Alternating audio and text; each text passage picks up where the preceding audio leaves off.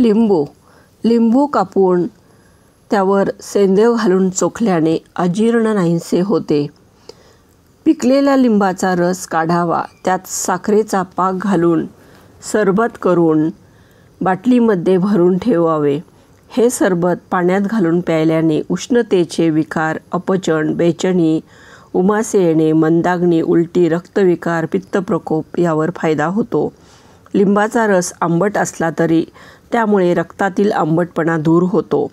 लिंबाचा रस रोगजंतुनाशक असल्याने त्याचे नित्य सेवन करणाऱ्याला संसर्गजन्य रोगाचा त्रास होत नाही. उष्णतेमुळे होणाऱ्या विकारांत लिंबाचा फायदा होतो.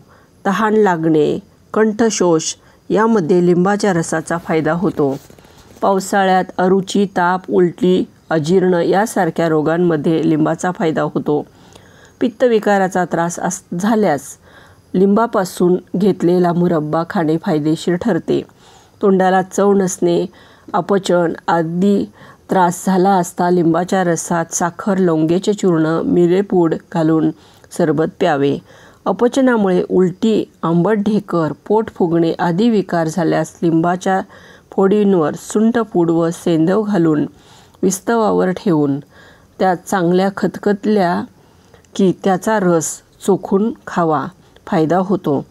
जठरात दूषित अन्नविकाराने झालेली उलटी बंद होण्यासाठी लिंबाच्या फोडी साखर घालून चोखाव्यात. रक्तपित्ताचा त्रास होत असता लिंबाचे सरबत प्यावे. लिंबाचा रस व पाण्याच्या गुळण्या केल्या असता दातांच्या हिरड्यात ठिसूळ होऊन रक्त निघण्याचे प्रमाण कमी होते. पोटात दुखत असेल तर लिंब व आल्याचा रस थोडी साखर घालून प्यावा.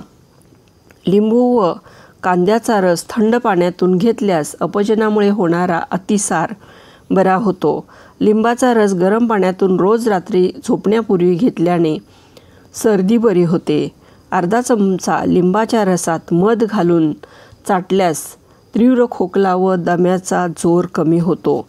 लिंबाचा रस थंड पाण्यातून सकाळी घेतल्यास मलावरोध दूर होतो किंवा रात्री झोपण्यापूर्वी लिंबू साखर पाणी घेतल्यासही बद्धकोष्ठ दूर होतो व मलशुद्धी होते. लिंबाच्या रसात थोडे सेंदव घालून रोज प्यायल्याने मुतखडा विरघळतो.